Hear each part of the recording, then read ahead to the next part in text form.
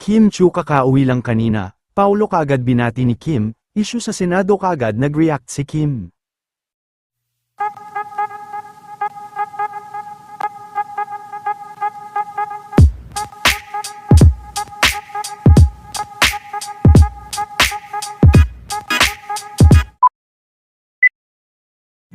Matapos nga lang ang naging kaarawan kahapon ni Mr. Paulo Avellino, ay binuking naman ni Vong sa Showtime kanina, nakakauwi lang ni Kim Chu matapos ang matagal nitong pagkawala dahil sa show at kanyang bakasyon, dahil dito ay nakumpirma naman ng mga fans na magkasamang nag-celebrate ang dalawa kahapon.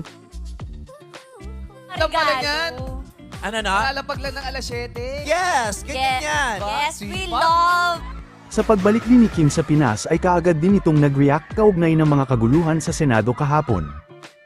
Grabe, anong nangyayari sa Pilipinas? Bilang normal na Pilipino at nagbabayad ng tamang buwis, sa aking opinyon, walang mangyayaring ganito kung kusang sisuko ang taong nagsasabing wala siyang kasalanan.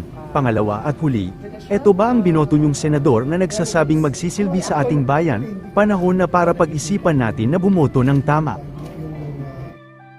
Samantala kaagad din na binati ni Kim si Paulo Avellino.